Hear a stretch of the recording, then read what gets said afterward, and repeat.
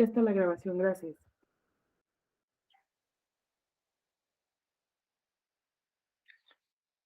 Hola, ¿qué tal? Muy buenos días. Bienvenidas, bienvenidos a nuestro segunda sesión del módulo Partidos Políticos y Candidaturas Independientes. Una disculpa por el retraso, pero ya estamos aquí. Tenía que atender a mis perritos latosos, pero ya estoy aquí, una disculpa. Vamos a comenzar. Permítanme empezar a compartir mi pantalla y la presentación. Mi nombre es Alejandra Tello, profesora investigadora de la Escuela Judicial Electoral. Denme unos cuantos segundos para empezar a proyectar la presentación.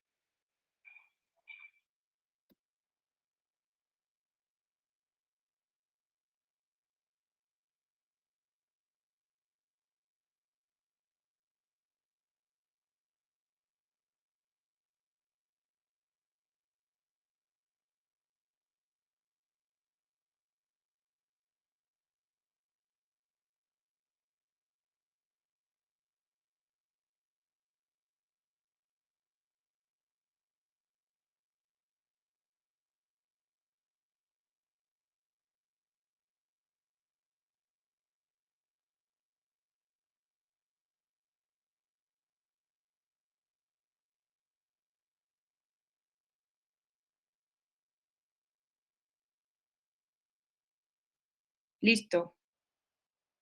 Ahora sí vamos a comenzar. ¿Qué es lo que vamos a ver en esta sesión? Vean ustedes. Vamos a hablar un poco de los antecedentes de las candidaturas independientes, recordar lo básico, ¿qué son? En un segundo momento vamos a ver casos relevantes que puedan eh, ayudarnos a identificar cuál ha sido la línea jurisprudencial del Tribunal Electoral, del Poder Judicial de la Federación sobre el tema que nos ocupa. Y al final me gustaría que hiciéramos una reflexión colectiva sobre la efectividad de las candidaturas independientes. ¿Qué tan efectivas son o no en nuestro sistema político electoral? Entonces, vamos a empezar con la primera parte. ¿Qué son las candidaturas independientes? Bueno, entiendo que ustedes ya estuvieron hablando de esto un poco con mi colega, el doctor Alonso Vázquez Moyers, pero pues vamos a retomarlo para intentar darle un poco más de profundidad al tema de las candidaturas independientes. Hey, entonces, ¿qué son las candidaturas independientes? Son ciudadanos o ciudadanas que se postulan para un cargo de elección popular sin el respaldo formal de un partido político, ¿no? Es bien importante enfatizar esta parte de formal de un partido político sin este respaldo formal, porque muchas veces se discute, ¿no? Y justo esta fue la discusión desde que se incorporó esta figura en nuestro régimen constitucional. ¿Qué tan independientes son las independientes, no? Y tenemos muchos casos a la mano, ¿no? Estoy pensando, por ejemplo, en Margarita Zavala, que había salido del PAN, renunció al PAN y de inmediato se lanzó como candidata independiente a la presidencia de la República en 2018. o el mismo Bronco, el cual, por cierto, acaba de ser detenido justo por haber cometido delitos electorales, desviación de recursos, uso parcial de recursos públicos, justo cuando estaba aspirando a una candidatura independiente a la presidencia de la República en 2018. Y bueno, y el Bronco, justo, pues se hablaba, ¿no? De que él había salido de las filas del PRI hace muchos años. Entonces, pues esto es una reflexión muy común sobre la independencia de las candidaturas independientes, qué tan independientes son, qué tan cercanos son las personas o no a los partidos políticos. Pero, bueno, por ello, en algunas entidades federativas o algunos académicos les llaman candidaturas ciudadanas.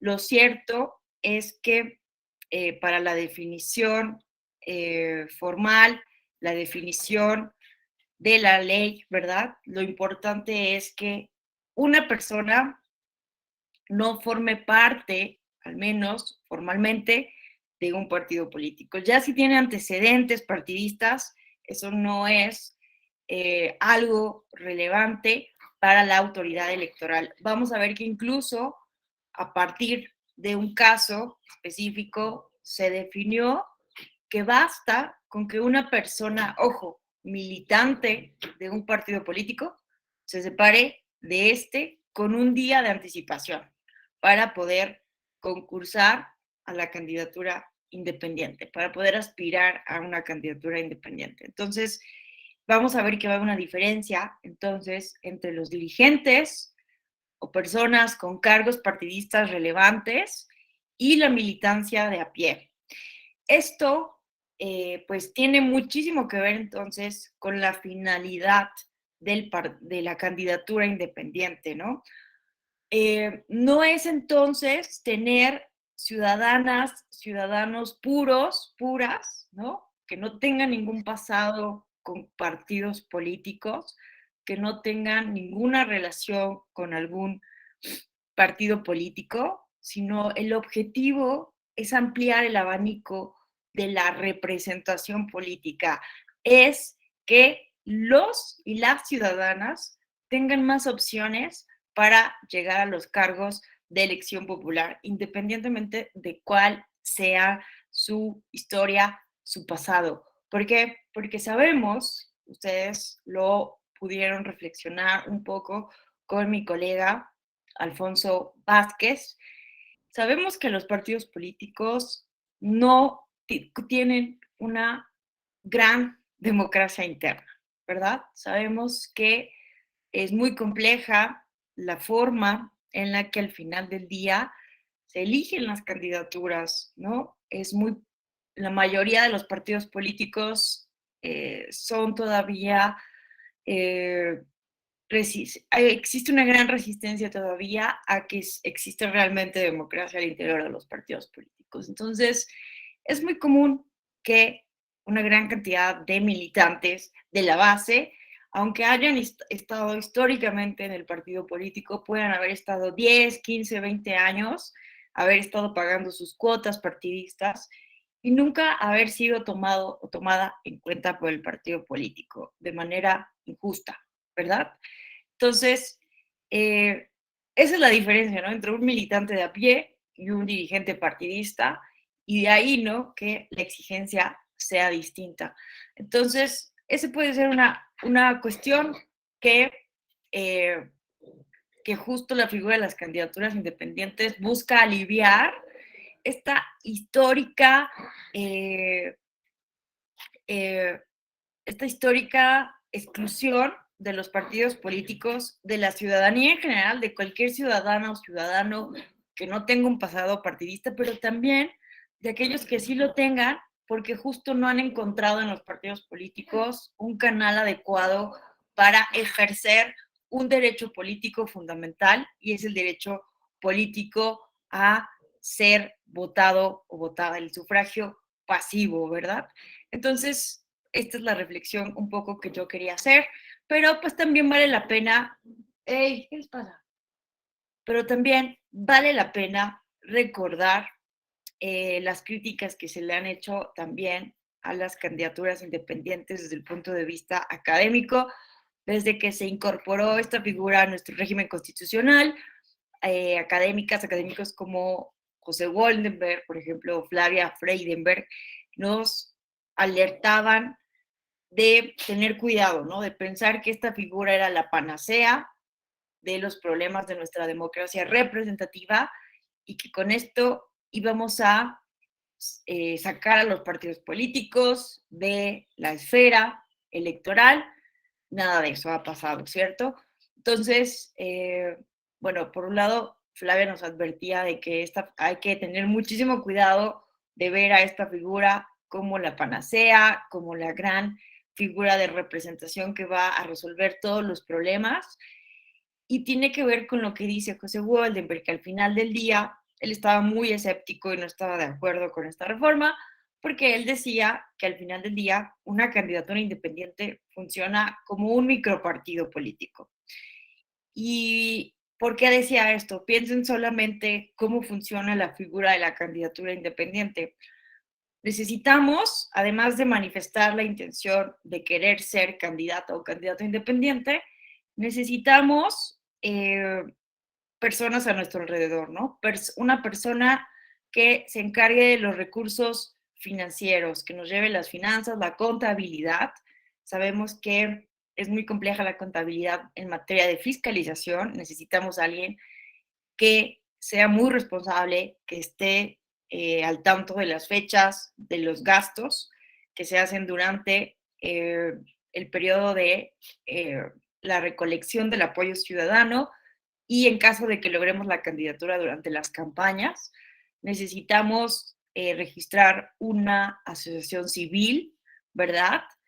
Necesitamos, con al menos, ¿no? Que tenga una cantidad mínima de integrantes esta asociación civil y necesitamos tener cierto capital económico, cierto capital social, esto hay que reconocerlo, para salir a las calles y juntar el porcentaje de firmas que nos solicita la ley. Más adelante vamos a discutir si estos requisitos son proporcionales, desproporcionales, equitativos o no frente a las candidaturas de partidos políticos, pero justo lo que dice Waldenberg es que al final del día la organización termina siendo política y funciona como un micropartido político. Y desafortunadamente hemos visto, ¿verdad?, que algunas personas aspirantes a estas candidaturas terminan reproduciendo las malas prácticas de los partidos políticos, ¿no? En la búsqueda de cumplir con el apoyo ciudadano, con las firmas de apoyo ciudadano, en esta búsqueda pues han reproducido desafortunadamente las malas prácticas de partidos políticos, como es, vamos a ver un caso en el estado de Chiapas, como es la recolección de apoyos ciudadanos de personas ya fallecidas, ¿verdad? Eh, suplantación de identidad, ¿verdad? Este tipo de acciones que pues, las han hecho históricamente los partidos políticos. Y esto tiene que ver entonces con una cultura política no exclusiva de los partidos o de las candidaturas o de la figura en sí, sino pues de la ciudadanía mexicana, ¿no? De las mexicanas y los mexicanos, de nuestra cultura política, de nuestro déficit de cultura de la legalidad, entre otras cuestiones. Pero más allá de esas críticas y de estos comentarios al margen, a mí me parece en lo particular que las candidaturas independientes son positivas en la medida en que son eh, espacios institucionalizados que extienden, que expanden el ejercicio de un derecho político, ¿no? El derecho al sufragio pasivo. Eh, sino siempre que la participación política esté institucionalizada por los canales institucionalizados, por los canales adecuados, definitivamente la figura de la cual estemos hablando será en sí misma algo que puede coadyuvar a la democracia, ¿verdad? Porque, ¿qué pasa cuando las personas no encuentran los canales óptimos de participación, los canales institucionalizados para participar en la arena política. Pues hay otras opciones como la violencia, ¿verdad? Bueno, y un ejemplo de esto muy claro, pues es el periodo de la llamada Guerra Sucia en México, ¿verdad? Después del 68 empezaron a radicalizarse muchísimos grupos políticos, las llamadas guerrillas, ¿verdad? Los guerrilleros, los líderes políticos. Eh, el sistema político, el partido hegemónico no permitía a la oposición. Ay, espérenme un momento. El partido político hegemónico no permitía a la oposición. Los requisitos para registrar un partido político eran bastante elevados a partir de 1946 y hasta el 77, que viene esta importante reforma.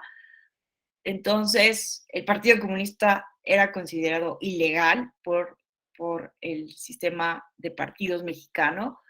Entonces, pues muchas ciudadanas, ciudadanos no encontraban canales institucionalizados de participación y entonces eh, lo que quedaba era la violencia, la radicalización, ¿no? Eso por un lado.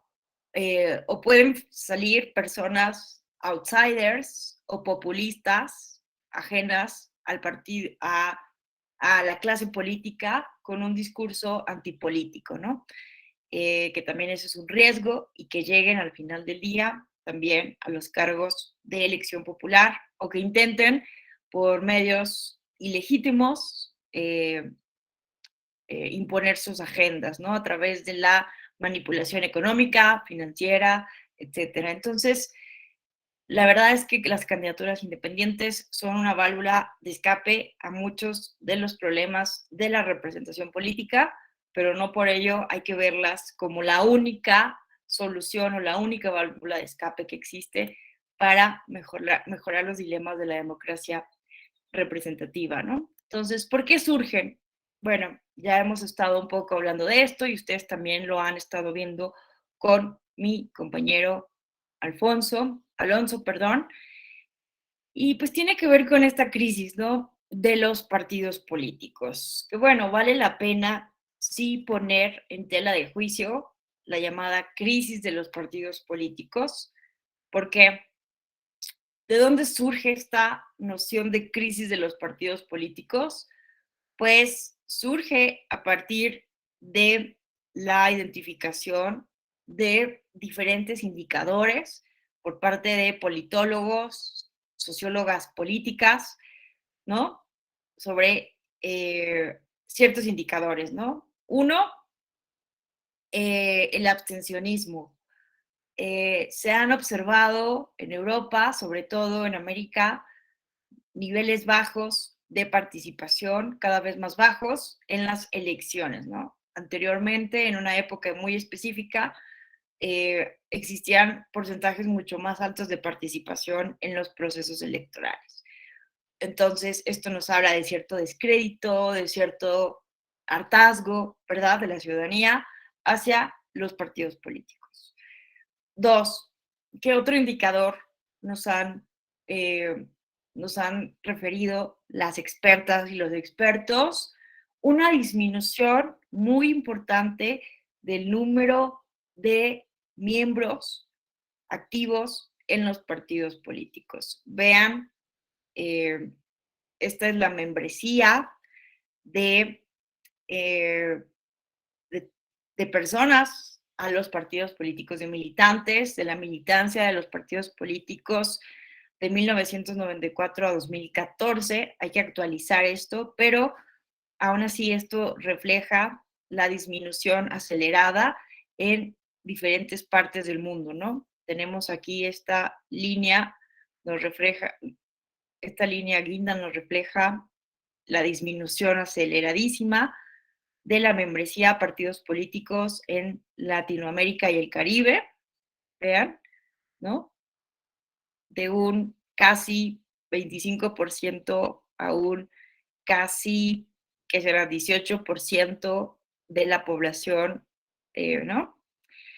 ¿Qué más? En Europa, vean esta línea como azul, como verde agua, disminuyó también dramáticamente el porcentaje de población afiliada a un partido político, ¿no? Entonces, sobre todo es en América Latina y en Europa donde se han registrado esta desaceleración importante. Bueno, también en África y en un periodo importante de 1994 a 2005 en Norteamérica. Pero eh, vean que no es así en otras partes del mundo, con, bueno, en Asia y el Pacífico, y en el Medio Oeste e Irán, ¿no?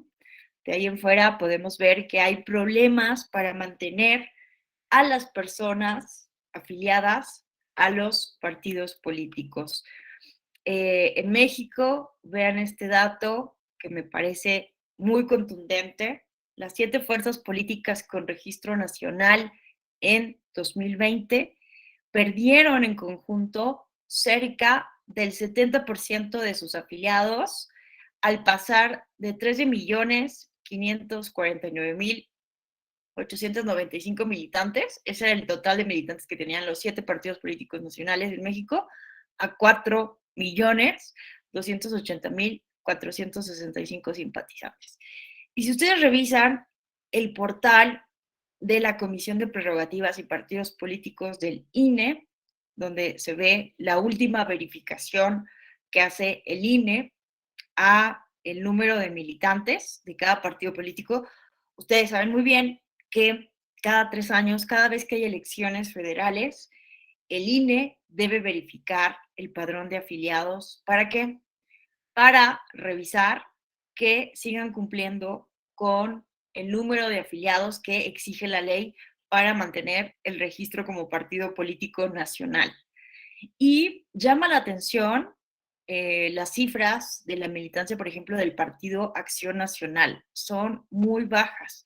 Apenas logran eh, mantener el número de militantes que exige la ley, ¿no?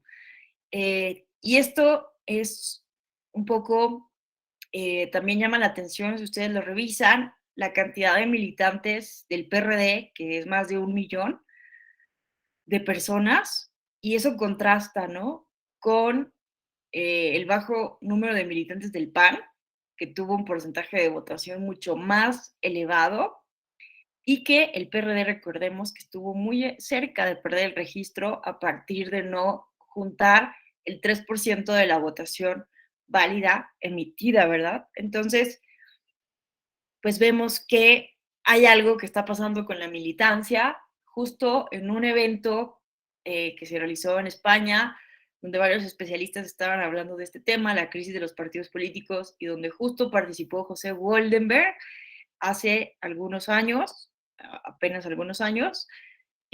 Uno de los ponentes decía, es que cuando yo era joven, recuerdo muy bien que todos estábamos afiliados a un partido político, ¿no? Era muy raro que alguien no estuviera afiliado a un partido político, era como un activismo político muy sano en aquella época y todo el mundo estaba afiliado a un partido político.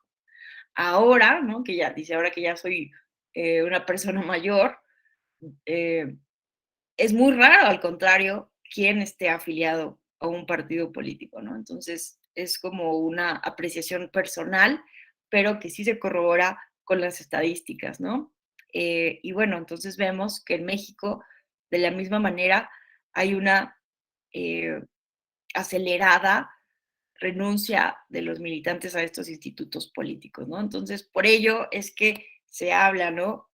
De la crisis de los partidos políticos. Y finalmente, también tiene muchísimo que ver la confianza la percepción de confianza que existe hacia estos institutos políticos. Estos son datos del Latinobarómetro y vean ustedes que de 1994 a 2019, vean la mayoría de las respuestas de las personas encuestadas en todos los países de América Latina señalan tener nula confianza hacia los partidos políticos, ¿no? Y el grado de confianza, vean, mucha confianza en los partidos políticos es muy baja, ¿no? Y en México podemos observar similar. ¡Ey, ven acá!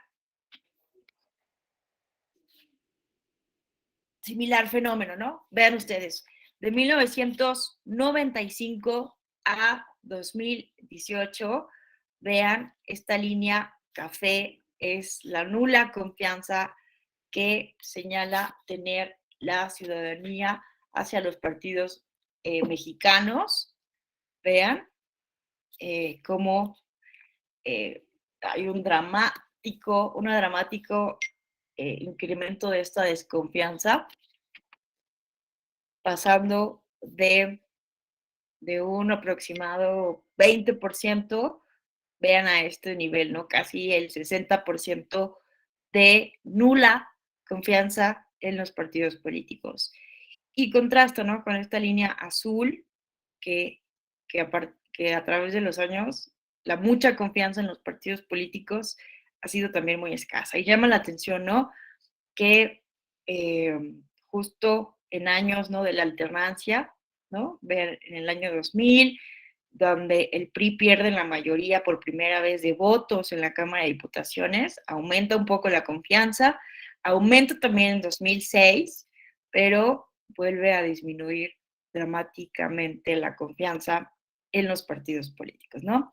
Entonces, estos indicadores justo son los que a los expertos, expertas en este tema de los partidos políticos llama poderosamente la atención porque ¿no? Nos habla de que no han logrado mantener importantes niveles de confianza, de representación política, etcétera, ¿no? Y es en ese contexto que surgen entonces las candidaturas independientes. Pero yo les hablaba de poner en tela de juicio el concepto de crisis de los partidos políticos. Bueno, muchas personas, ¿no? Ponen en tela de juicio la palabra crisis. Podríamos decir, tal vez utilizar alguna otra palabra, tal vez hablar de un punto de inflexión de los partidos políticos, porque Luis López Guerra, por ejemplo, nos habla de manera muy interesante de cómo los partidos políticos han evolucionado, no necesariamente a partir de una crisis, ¿no? Sino a partir de una necesidad de transformación, a partir de la necesidad comunicativa de las sociedades democráticas. Porque estamos partiendo del análisis de la crisis de los partidos políticos a partir de la figura histórica del partido de masas. ¿Cómo surge el partido de masas?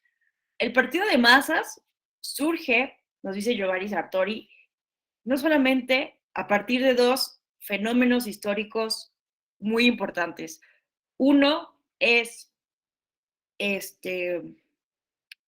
surgimiento del Parlamento, ¿no? El Parlamento inglés es uno de los que más se utilizan para hacer referencia al surgimiento del partido político como un fenómeno moderno. Ya va. El surgimiento entonces del Parlamento inglés es importantísimo, pero el segundo fenómeno histórico importantísimo fue la extensión del sufragio universal. Y quiero que piensen en esto porque es fundamental para entender el cambio y la creación del partido político de masas. En un primer momento, pues no toda la población en Inglaterra tenía derecho a voto, ¿no? Ustedes saben muy bien la dura lucha, por ejemplo, que tuvieron las sufragistas, ¿verdad? Para lograr finalmente en 1918 el reconocimiento del voto de las mujeres, pero ojo, solo las mujeres mayores de 33 años, ¿no? Eh, entonces, pues no toda la población, cuando surge el Parlamento inglés, tenía derecho al sufragio. Y no solamente las mujeres, sino que este voto era censitario, solamente algunas personas notables tenían derecho al voto, ¿no? Las personas con ciertas riquezas. pero las masas populares, la clase obrera, la clase desprotegida, no tenía el reconocimiento del derecho al voto, ¿no? Estaba muy ligada a la idea de la capacidad de gobernar, la capacidad de tomar decisiones con el poder económico, ¿verdad? Y entonces, pues las mujeres se decía que no tenían derecho porque ya votaba el marido, ¿no? Como si fuera por familia la posibilidad de tomar decisiones y no de manera individual. Y los pobres, ¿verdad? Tampoco tenían poder de decisión porque no tenían riquezas. Y el mayor miedo históricamente de extender el sufragio era justo, ¿no? Pensar que la clase obrera, que la masa popular iba a través del poder político quitar la riqueza y la propiedad a quienes sí contaban con estos recursos, ¿no? En fin, entonces imagínense en un momento, pues, no toda la población tenía derecho al voto y de un momento a otro, ¿verdad? Después de diferentes luchas, activismo, protestas sociales, manifestaciones masivas, presiones, etcétera, en un momento se reconoce el sufragio universal en Inglaterra. ¿Y qué pasa? Pues es necesario que estos primeros partidos políticos de notables, de cuadros, que empezaban a tomar fuerza en el Parlamento, tuvieran que salir de ese círculo muy pequeño de notables a pedir el voto a las masas. Es aquí donde surge el partido político de masas, porque es necesario ir a pedir puerta por puerta el voto para poder educar a la ciudadanía que no sabía que ya tenía el reconocimiento que podía ejercer sus derechos políticos, ¿no? Entonces, es este partido político de masas que empieza a crecer con una burocracia impresionante, con una gran cantidad de miembros, activistas, afiliados, a partir de esta masificación del voto. Pero, ¿qué pasa?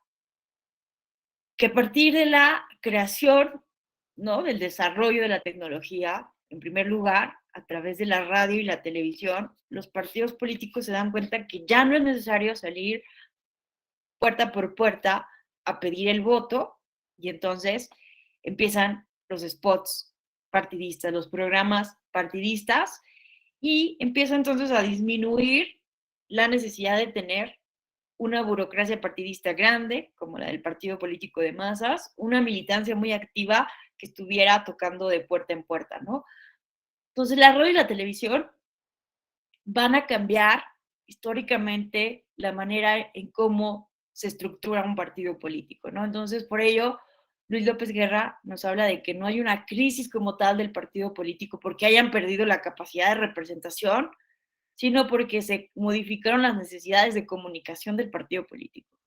Y lo mismo podemos ver ahora que está sucediendo con la transformación de la revolución digital, ¿no? Ya no estamos, bueno, de la hiperconectividad a partir del Internet. Vamos a ver que estamos bien sufriendo, ¿no? Diferentes modificaciones en la necesidad comunicativa de los partidos políticos. Entonces, por ello es que muchas personas, ¿no? Ponen en tela de juicio esta llamada crisis de los partidos políticos, porque pues históricamente los partidos políticos han tenido mala fama, no han sido concebidos como algo necesariamente positivo para las sociedades, han estado rodeados de diferentes prejuicios los partidos políticos, ¿verdad? Y es por ello que eh, no es que hayan tenido en algún momento una gran eh, simpatía por parte de intelectuales, sino que han cambiado la necesidad de comunicación. Pero en fin, ese es otro tema. Lo cierto es que en este contexto, de este punto de inflexión sobre los partidos políticos, el desencanto, ¿verdad?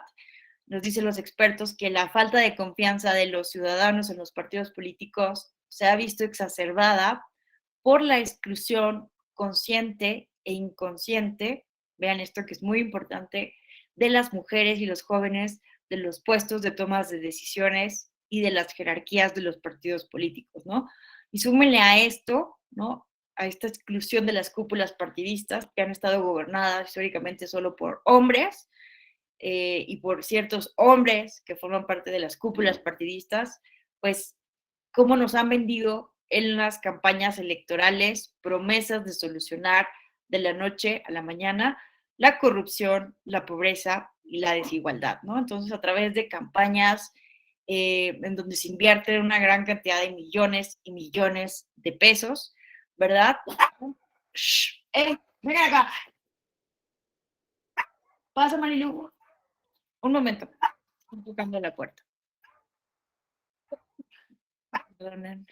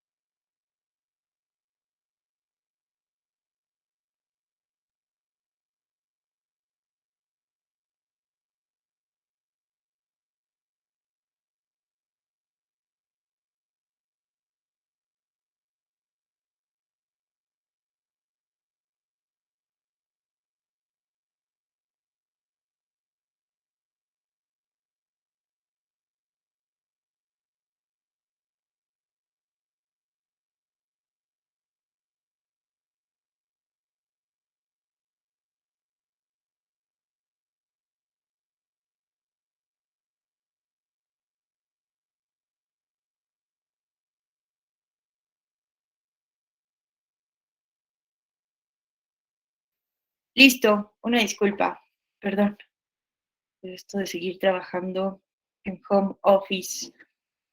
Bueno, entonces estábamos aquí con que, pues súmale, ¿no? Que cada campaña, cada elección, los partidos políticos, ¿no? Invierten una gran cantidad de millones de pesos en vender la idea de que ellos y sus candidatos y candidatas son la opción indicada para acabar en automático con la corrupción, la pobreza y la desigualdad. Y dado que es imposible acabar con esto de la noche a la mañana, pues las expectativas han sido permanentemente defraudadas, ¿verdad? Por parte de la ciudadanía. Y es así que en ese contexto, a partir de estas causas, observamos consecuencias, ¿no? Como el apoyo a nuevos partidos y líderes políticos. No es casualidad entonces, ¿verdad? Que en un contexto mexicano haya tenido muchísimo auge Morena, ¿verdad? Después de haber estado desde 1994, fíjense ustedes, ¿no? Desde 1994 hasta perdón, sí, desde 1994 hasta el 2012, gobernando PRI, PAN, PRD, el Congreso, ¿no? Juntaban a estos tres partidos el 90% de los votos entre los tres, ¿no? Y cómo este tripartidismo se transforma de manera radical a partir de 2000, empieza a modificarse a partir de 2014, 2015, pero en 2018 vemos que Morena, ¿verdad? Va a ser un partido político nuevo que va a arrasar de manera contundente. Y muchos se preguntan, ¿cómo pasó esto? Pues tiene que ver mucho con esta falta de confianza de los ciudadanos que históricamente han sido dejados fuera de la representación de los partidos políticos tradicionales. También por eso vemos, ¿no? Una ola populista en varios países del mundo, ¿verdad? Los líderes populistas han tenido muchísimo éxito en un contexto donde pues, tienen desprestigio y desencanto la clase política tradicional, ¿verdad? Esto también ha traído pues un descrédito de la política y de la democracia y el uso de la violencia como medio para alcanzar fines empieza a ganar terreno de vez en cuando, ¿no? Pero, pues bueno, es en este contexto que, insisto, resultaría entonces positivo el surgimiento, la apertura a nuevas formas de participación, siempre que sean canales institucionalizados, como son entonces las candidaturas independientes, ¿no? Que entonces, lejos de ser la panacea o lejos incluso de, como alertaban algunos opinólogos, ¿no? Lejos de terminar, de desarticular el sistema de partidos, las candidaturas independientes han sido una opción muy válida, muy importante y muy funcional. Sobre todo, vamos a ver que para los gobiernos municipales, ¿verdad? Ahí es donde podemos observar que las candidaturas independientes tienen mucha más eficacia y efectividad a nivel municipal. Vamos a ver al final de la sesión los datos que reflejan pues muy desalentadoras cifras en cuanto a las candidaturas independientes federales. Entonces vemos que la figura puede ser mucho más compleja para las candidaturas federales, pero también para los congresos locales. Y esto pues tiene su razón de ser, ¿no? En la lógica de cómo funcionan los congresos, ¿no? Que funcionan a partir de la conformación de grupos parlamentarios. Entonces es muy complejo llevar agendas políticas, promover reformas importantes, ¿verdad?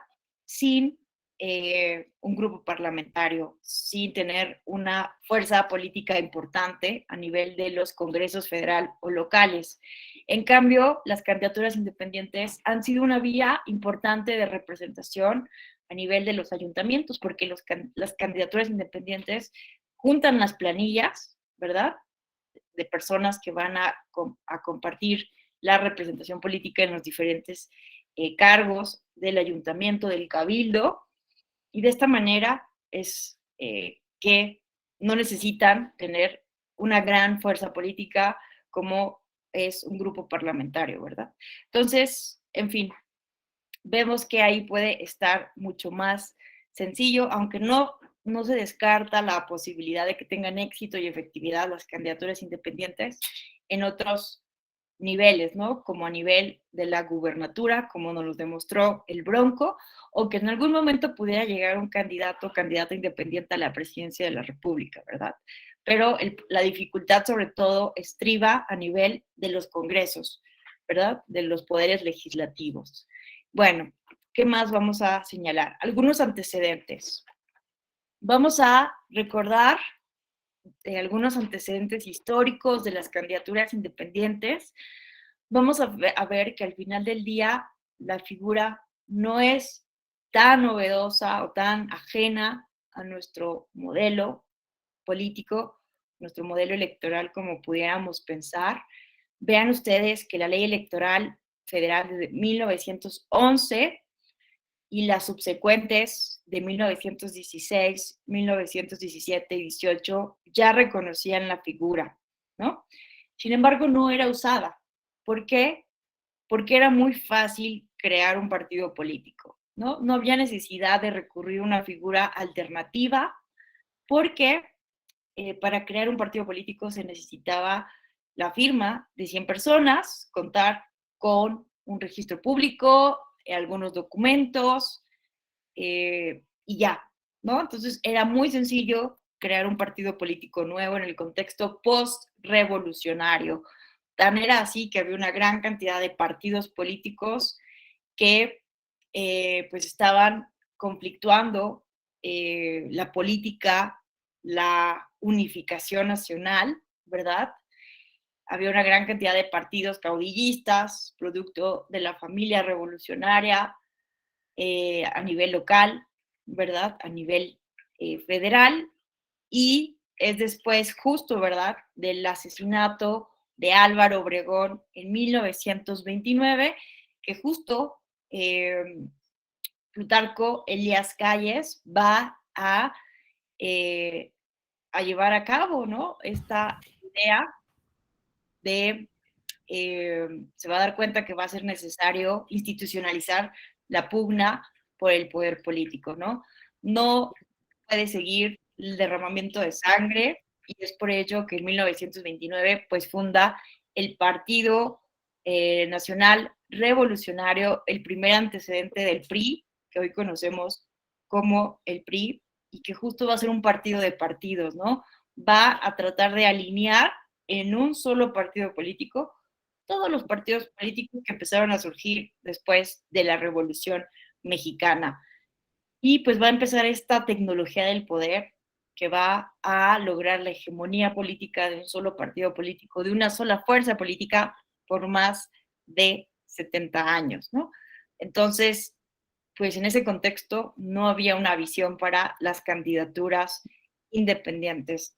En 1938 recordaremos que este partido hegemónico se transforma al Partido de la Revolución Mexicana, que se va a transformar de un partido de partidos a un partido de sectores. Lázaro Cárdenas lo va a dividir en el sector obrero, en el sector campesino y en el sector popular. Esto con la finalidad de justo incluir la lucha obrera, el sector obrero, a el partido oficialista, para incorporar entonces a la izquierda, un programa de izquierda al partido oficialista, ¿verdad? Y esto va a ser bien importante porque prácticamente toda la clase obrera va a estar cooptada o incorporada al partido oficialista, dejando al Partido Comunista sin una base obrera, ¿no? Entonces es muy curioso cómo en otros países los partidos comunistas pues, están conformados básicamente por la clase obrera, ¿no? Los obreros. Pero en México esta clase obrera estaba cooptada al Partido Revolucionario Mexicano a partir de esto que hace Lázaro Cárdenas en 1938. Y bueno, vemos una fecha muy importante entonces para las candidaturas independientes en 1946. Va a ser un momento en donde se va a endurecer muchísimo la lógica del partido en cuanto a la oposición y también con el tema de las candidaturas independientes. Se reforma el artículo 60 de la ley electoral y va a quedar así, ¿no? Solamente los partidos podrán registrar candidatos. Entonces, este va a ser el primer momento en donde se va a poner un obstáculo para que se registren candidaturas independientes. Y también se van a endurecer los requisitos para registrar partidos políticos. Los nuevos partidos políticos necesitaban tener más de 30,000 afiliados en 2/3 entidades federativas para registrarse. Entonces, vamos a ver que a partir de este año 1946 empieza a centralizarse excesivamente el poder político en el PRI,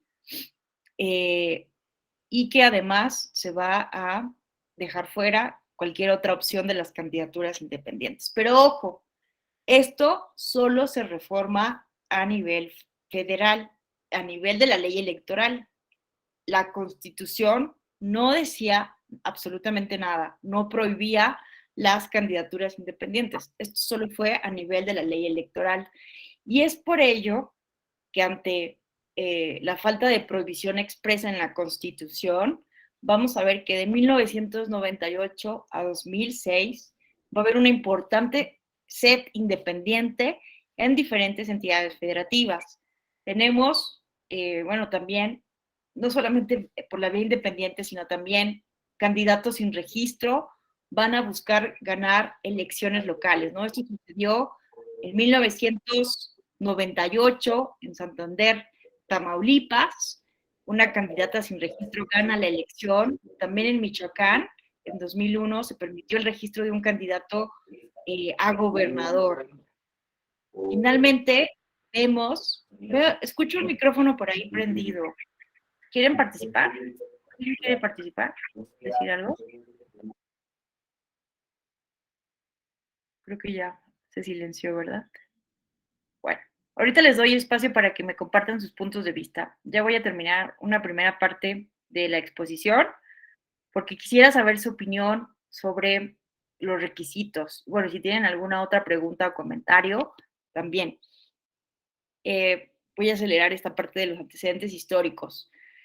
Entonces, dado que no existía esta prohibición constitucional, vean ustedes que de 1998 a 2006 vamos a encontrar varios independientes o candidatos sin registro que intentan, ¿verdad? O que ganan.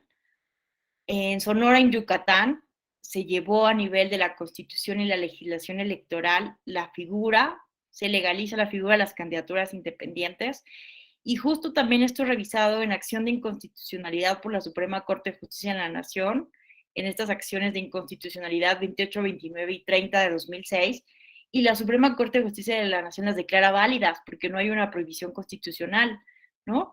Y también en 2006, pues vamos a ver el paradigmático intento, ¿verdad?, de Jorge Castañeda de participar como candidato independiente a la presidencia de la República, y que ante la negativa y ante, pues, la prohibición de la Suprema Corte para que el Tribunal Electoral realizara el control difuso de constitucionalidad, es que Jorge Castañeda acude ante la Corte Interamericana de Derechos Humanos. Y el caso de Jorge Castañeda pues va a ser muy importante porque después de la primera condena parcial de la Corte Interamericana de Derechos Humanos al Estado mexicano, aunque no fue porque México no contara con la figura de las candidaturas independientes, sino porque justamente no podía el Tribunal Electoral realizar el control difuso de constitucionalidad por no contar con un mecanismo sencillo y eficaz para inaplicar una norma inconstitucional al caso concreto como pretendía Jorge Castañeda para que fuera registrado como candidato independiente, es que se condena parcialmente al Estado mexicano, ¿verdad? Y bueno, pues eso será de mucha influencia para que en 2007, ¿verdad? Bueno, el caso de Jorge Castañeda será importante para que en 2007 expresamente los legisladores reconozcan la facultad del Tribunal Electoral para realizar el control difuso de constitucionalidad y así pues pueda el Tribunal Electoral del Poder Judicial de la Federación, ¿verdad?, inaplicar normas contrarias a la Constitución con efectos interpartes, ¿no?, al caso concreto. Pero, a pesar, ¿no? Bueno, ante esta sede independiente, ante la falta de una prohibición constitucional y ver que había muchos ánimos de dejar atrás a los partidos políticos, es que en 2007 se hace una reforma constitucional para eh, establecer el monopolio constitucional de los partidos políticos, ¿no? Y esto hace que entonces en Yucatán y en Sonora, que ya tenían la figura, pues esa figura tenga que echarse para atrás en ambas legislaciones, ¿verdad? Entonces, pues bueno,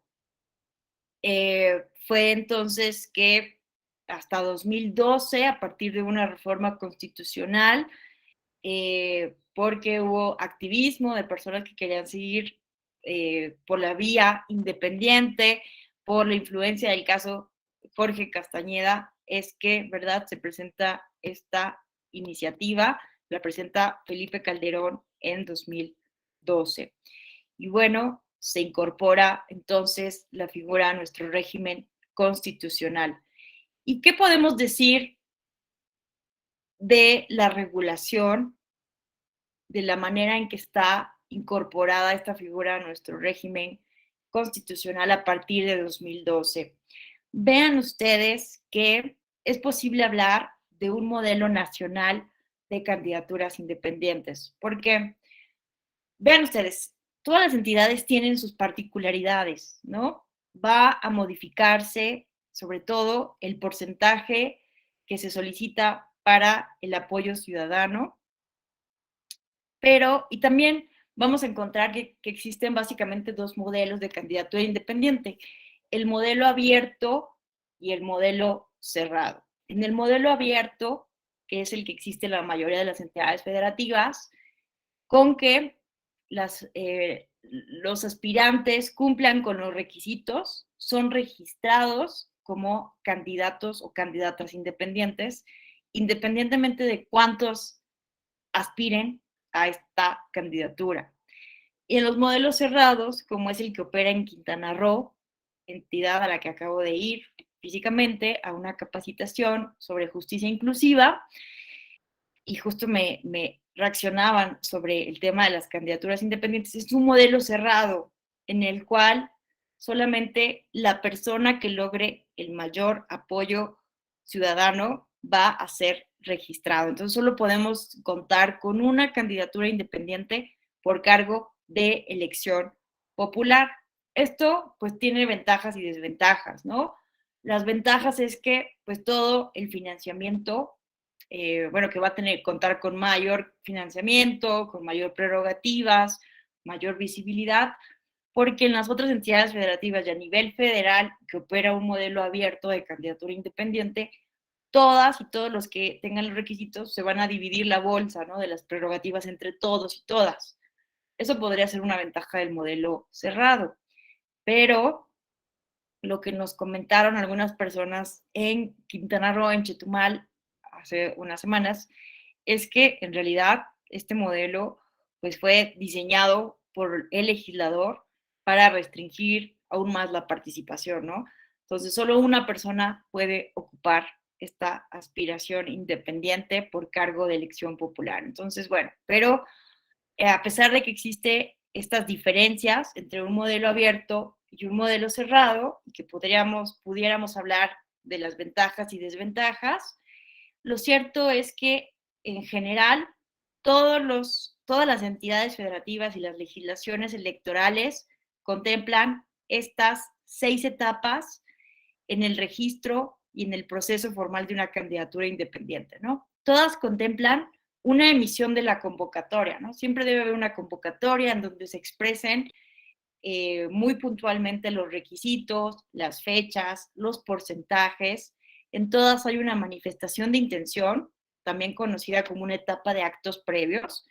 Todas las personas en todo el país que quieran ser registradas como aspirantes a candidatas independientes necesitan manifestar formalmente esta intención ante la autoridad electoral local, ¿no?, o federal.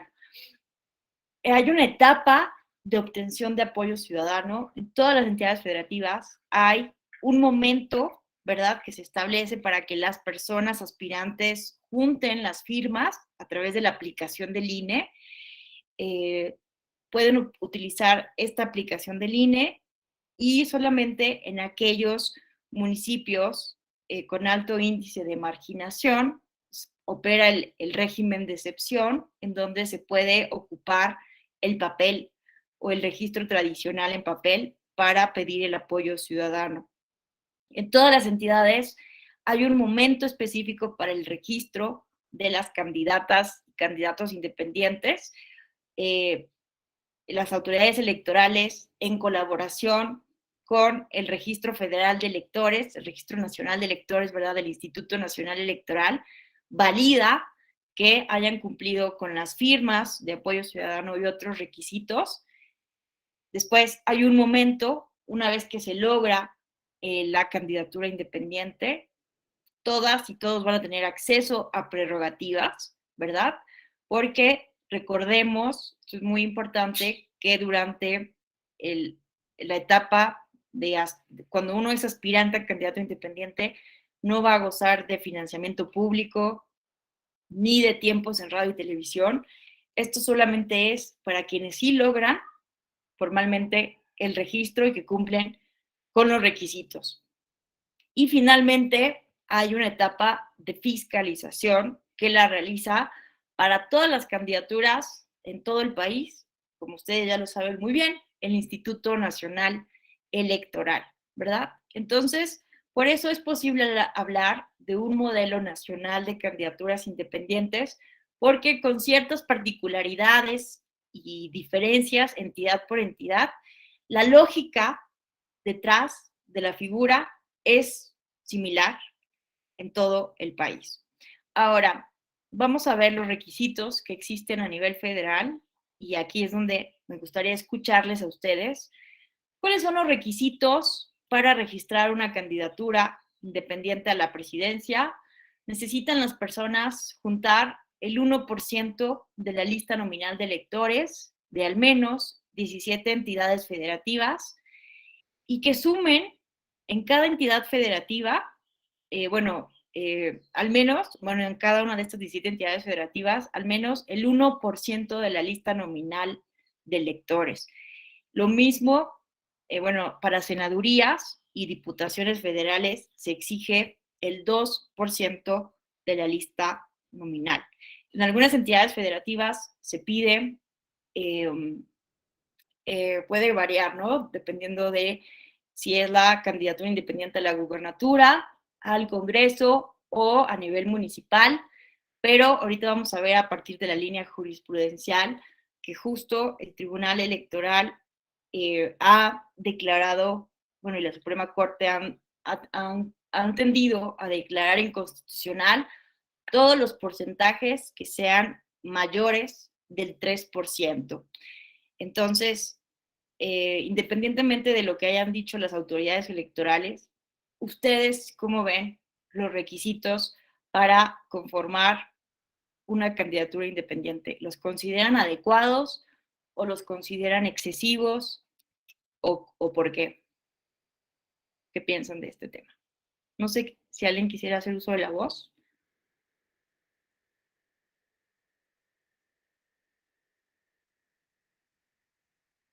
¿Cómo ven ustedes? ¿Consideran que son adecuados estos requisitos o son desproporcionales?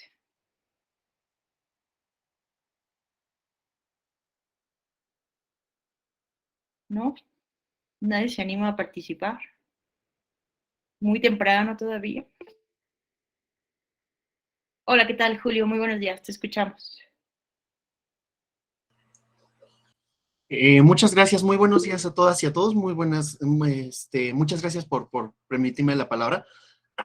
Creo que es importante, por supuesto con todas las salvedades que se han comentado, el hecho de que la figura de la candidatura independiente representa más allá figura idónea para poder alcanzar esta parte de la democracia, sí representa una de las formas mediante las cuales se puede solventar, digamos, alguno de los espacios que la ley no contempló en un inicio, ¿no? O bueno, que como usted nos comentó, sí contempló, pero no otorgó los mecanismos precisos. En primer lugar, eso.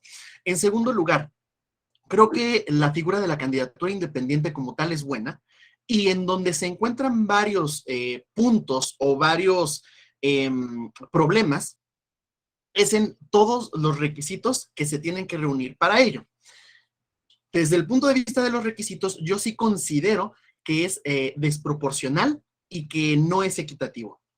¿Por qué?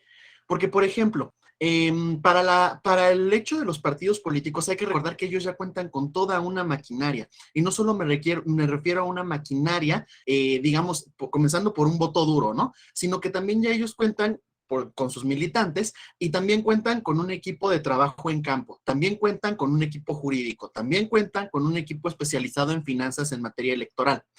Cuando en el caso del candidato independiente tal vez estamos acostumbrados a figuras grandes, tal vez como la del Bronco, ¿no? Pero también existen figuras de carácter local, como usted nos comentaba, aquellos que pretenden aspirar a una alcaldía, aquellos que pretenden aspirar a una diputación local y que se enfrentan con requisitos extremadamente duros cuando que sabemos que por orden constitucional y convencional se debería optar por el principio pro persona en vez de que los formalismos triunfaran sobre el ejercicio de los derechos fundamentales. ¿A qué me refiero con esto? Por ejemplo, estamos hablando de que en la elección pasada hubo un caso, bueno, hubieron varios casos, pero uno en particular en Miguel Hidalgo, de un candidato que aspiraba a Miguel Hidalgo y que por esta situación de la pandemia no tuvo la posibilidad de poder ir a tramitar por el retraso en los trámites la firma electrónica. Por ese mero requisito de tramitar la firma electrónica, a pesar de que él entregó su informe de los gastos que había llevado cuando requirió el apoyo ciudadano, se le negó el registro en este sentido y por supuesto el asunto se ventila ante la sala superior y la sala superior es la que acuerda retornarle el registro, aparte de que, por ejemplo, en este caso era una persona de la tercera edad. Entonces, en este concreto podemos ver que a pesar de que sí se pudo retornar a esto, si hubieron una cantidad innecesaria de gastos y si estos provinieron en su mayoría del peculio o bueno, de una inversión, tanto de recursos materiales como financieros como personales, en este caso del candidato y de su equipo. Y no es lo mismo a lo que cuenta con un partido político que sí cuenta como con su oficina jurídica o tiene la capacidad de contratar abogados externos o contadores externos para que le ayuden en esta parte, ¿no? Entonces, yo creo que la figura del candidato independiente tiene que dejar de ser más vista como la del senador o la del gobernador o la del presidente, porque al fin y al cabo recordemos que nuestro sistema jurídico está construido de tal suerte que el municipio sea la base de la construcción del país, ¿no? Entonces, en este sentido, lo que se tendría que impulsar o desde mi punto de vista verificar son los requisitos que desde mi punto de vista son extremadamente rígidos para permitir una democracia con quienes están primero en contacto con esta democracia.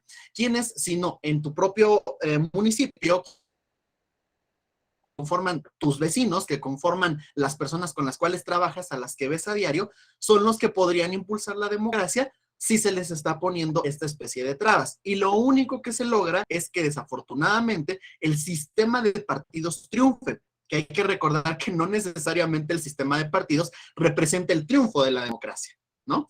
Entonces, aquí quizás sí sería importante verificar si estos requisitos no están siendo demasiado innecesarios y lo único que hacen es perpetuar, pues, el que continúen los partidos, porque al fin y al cabo, aún después de obtener todos esos recursos, de que ya logró el candidato independiente su registro, seamos realistas, no tiene ni el alcance jurídico, ni el alcance territorial, ni mucho menos va a tener el alcance de difusión y fama e influencia como lo tienen los partidos políticos al hacer uso de las prerrogativas, en este caso, por ejemplo, de radio, de tele y de demás cuestiones de difusión, ¿no?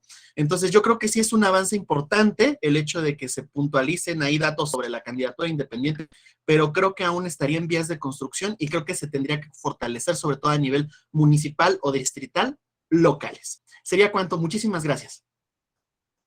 Al contrario, muchas gracias a ti, Julio, porque además fundamentas tu participación con un caso pues muy importante de una persona, ¿no? De la tercera edad, que pues ve muchas trabas, ¿no? En lograr su candidatura y al final la sala superior garantiza, ¿no? Que se materialice su candidatura, pero coincido contigo, ¿no? De por sí ya es muy complejo en un primer momento lograr la candidatura y después enfréntate con la maquinaria partidista para las campañas, ¿no?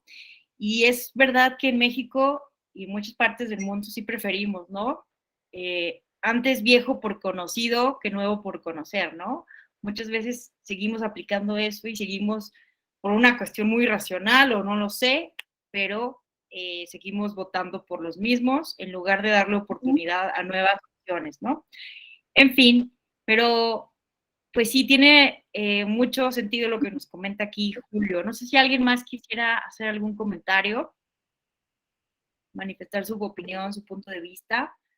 Ricardo, muy buenos días, te escuchamos. Muy buenos días, maestra. Muy buenos días a todos y todas. Pues fíjese que yo, en la experiencia que he tenido con estas candidaturas independientes, como bien lo dice el compañero, los requisitos son demasiados, pues no sé si estrictos, pero le exigen mucho a una persona, sobre todo el tema, como bien lo dicen, parten de que tienes que generar una asociación civil. La asociación civil al final del día te cuesta. Por ahí es el principal punto. Yo recuerdo en aquellos años que me llegaban los aspirantes, decía, es que yo tuve problemas primero, para hacer mi asociación civil. Segundo, para aperturar mis cuentas bancarias, porque el requisito federal te habla de una, pero a nivel local luego te piden 2 hasta 4 cuentas. Caso Veracruz, en Veracruz te piden 4 cuentas y dices, si de por sí aperturar una cuenta bancaria es una gran dificultad que presenta para el candidato independiente, ahora, si esta no la aperturan, amerita una sanción en el tema de fiscalización. Muy irreal, porque en el caso de los partidos políticos les permiten, tengo 32 candidatos y con que me apertures una, con eso te valido a los 32 y no hay sanción. Desde ahí, tanto en temas de fiscalización como en temas de apertura, ¿no? Ahora, sigo escuchando, solo voy a abrir la puerta, pero te sigo escuchando, ¿eh? Sí.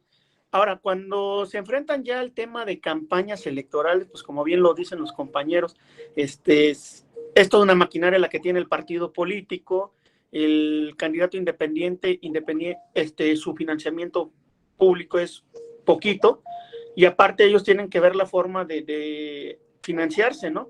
Y, pero para mí el principal tema es desde que inicia el camino con la apertura de cuentas bancarias, de la asociación civil, son dos trabas muy fuertes que tienen los aspirantes a una candidatura independiente. Sería todo, maestro.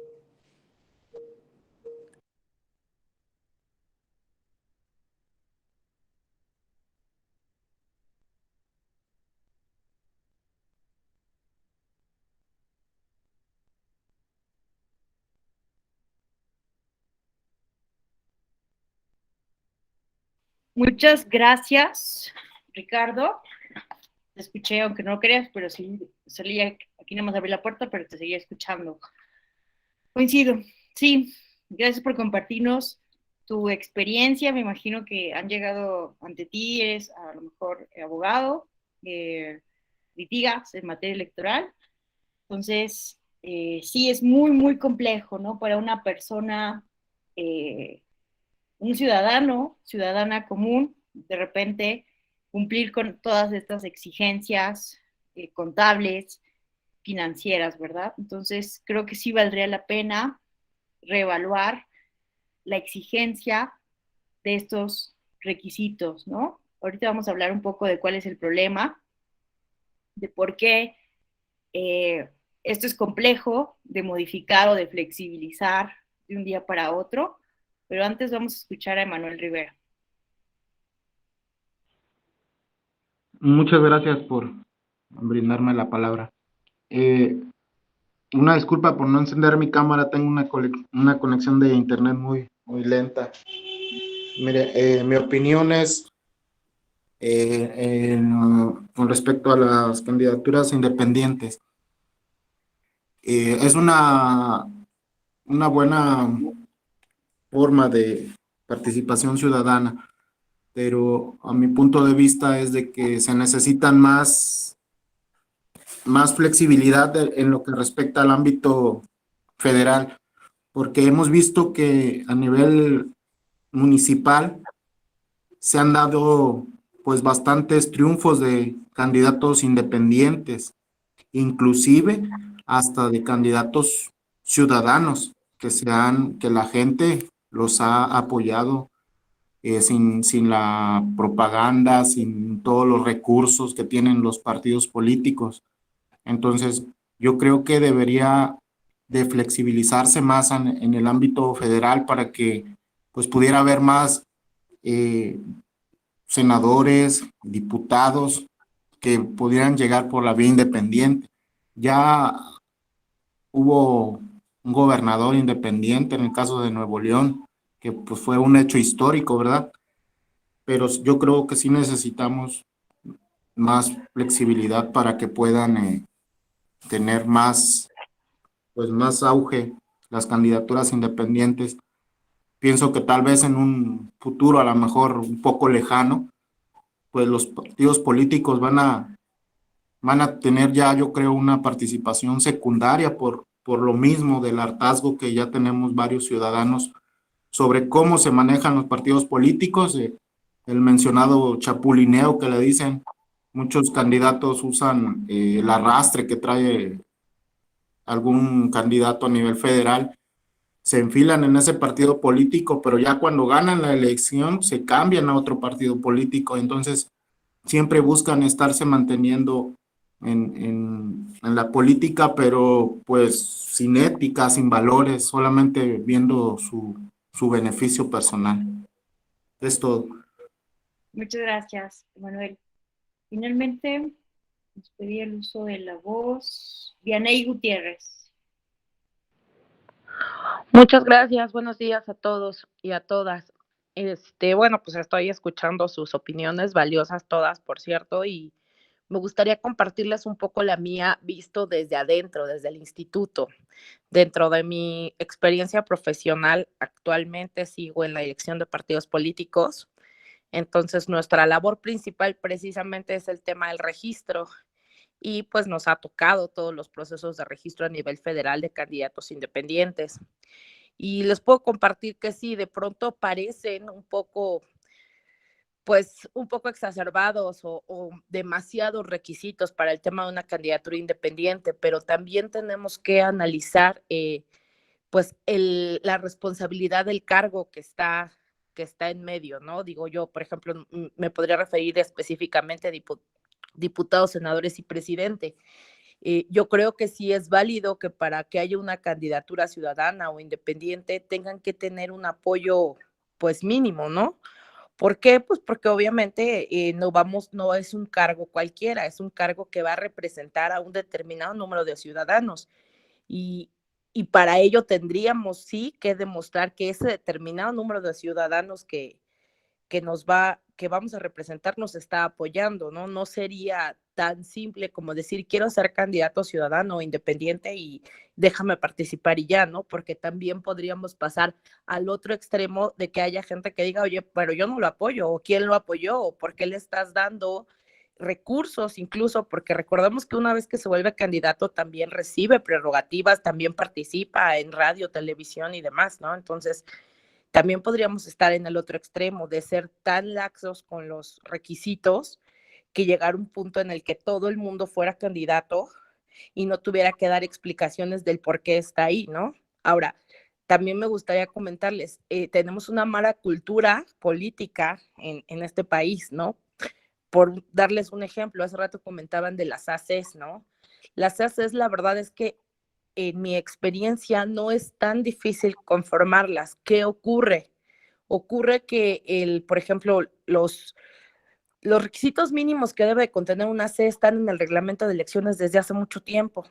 Y cuando la gente llega a pedir información, me dice, no, pero es que ya me dijo el notario que se va a tardar 3 meses, pero me está pidiendo información un mes antes de que tenga que presentar o días antes de que tenga que presentar la manifestación de intención.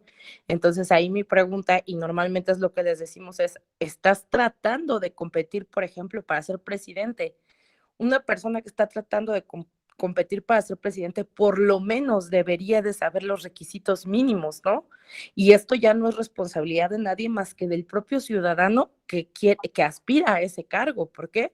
Pues porque si yo ni siquiera me he tomado la molestia de revisar el reglamento de elecciones y no sé a días de que inicien estas manifestaciones de intención, no tengo idea que tenía que hacer una AC, pues desde ahí empezamos mal, ¿no? Y de verdad no lo digo con ánimo de ofender, lo digo con ánimo de que también nosotros como ciudadanos en esta oportunidad de participar en la democracia del país, nos hagamos responsables de esas cosas mínimas, ¿no? De pronto nosotros siempre les decimos, a ver, si usted no quiere ni siquiera crear una AC, o sea, no tiene como esta idea de hacerlo o cómo hacerlo, no nos imaginamos cómo van a hacer campaña o cómo van a cumplir justo con requisitos de fiscalización, ¿no? Entonces, yo creo que es importante, sí, a lo mejor que revisar los requisitos, pero también es importante como ciudadanos que aspiramos a participar en este tipo de procesos que estemos informados, ¿no? Que no dejemos todo en manos, por ejemplo, en este caso del INE o del tribunal, de decir, es que para mí son muchos requisitos. Mira, la verdad no es difícil. Vas con un notario, le llevas el reglamento de elecciones, ahí vienen las cláusulas que debe de traer tu AC, vas al banco, vas al SAT, luego vas al banco, presentas tus requisitos, pero si esto lo tratamos de hacer una semana antes de que haya que presentar la manifestación de intención, definitivamente no se va a poder. Insisto, solamente hablo en el ámbito federal, ¿no? Que en el ámbito federal, pues obviamente los cargos son diferentes, la responsabilidad es mayor y pues sí tendríamos también que tener como ciudadanos esta responsabilidad. Es todo lo que me gustaría aportar. Muchísimas gracias, Vianey. Sumamente interesante esto que nos dices. Y a ese punto yo quería llegar. Porque, como lo dijo Vianey, ¿no? Muy claramente, hay que revisar. Es siempre necesario, ¿no? Y es tarea de los legisladores, del legislador permanente, ordinario, revisar constantemente los requisitos, las sentencias, los casos, las denuncias, tendrían que servir a los legisladores para revisar la desproporcionalidad o dureza de algunos requisitos, pero a ese punto quería llegar un poco de la reflexión de que de cierta manera deben existir ciertos requisitos que permitan un filtro, ¿no? Que permitan cierto filtro, porque el escenario contrario de permitir muchísimas candidaturas sería la atomización excesiva, ¿no? De la representación política, del concurso político. Eso es uno de los riesgos, ¿no? De tener requisitos muy flexibles. Vamos a ver, vean ustedes, les voy a compartir cómo están otros países. Básicamente existen dos modelos en los países democráticos de candidaturas independientes: los que piden firmas y los que piden depósitos, dinero, ¿no? Y vamos a ver que justo se pide una u otra cosa para darle seriedad a las candidaturas.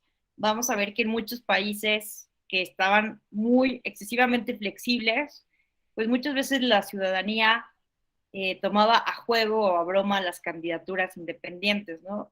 En Inglaterra incluso se llegó a registrar, ¿no? La candidatura de los borrachos, o en Australia recuerdo un caso de el candidato de Mickey Mouse o cosas así, ¿no? Que pues no le dan seriedad a una candidatura independiente, ¿no? Entonces, en la mayoría de los países piden requisitos, pero bueno, el punto es plantearnos cuál es el punto medio, ¿no? ¿Cuál es el punto de equilibrio para tener requisitos proporcionales y que sean de fácil cumplimiento o de razonable cumplimiento, pero que no nos atomicen excesivamente la competencia política? ¿Cuál es el peligro de que todo el mundo sea candidato o candidata? Más allá de, bueno, implica muchas cosas, ¿no? Como nos lo dijo Vianney, que tiene una experiencia muy clara en el Instituto Nacional Electoral, pero más allá de eso, bueno, perdón, lo que nos decía Vianney es lo del dinero público, ¿no? Tener que darle dinero público, repartir las prerrogativas, repartir esa bolsa destinada a los candidatos independientes entre todos, haría muy complejo, ¿no? La misma efectividad o eficiencia de las candidaturas independientes.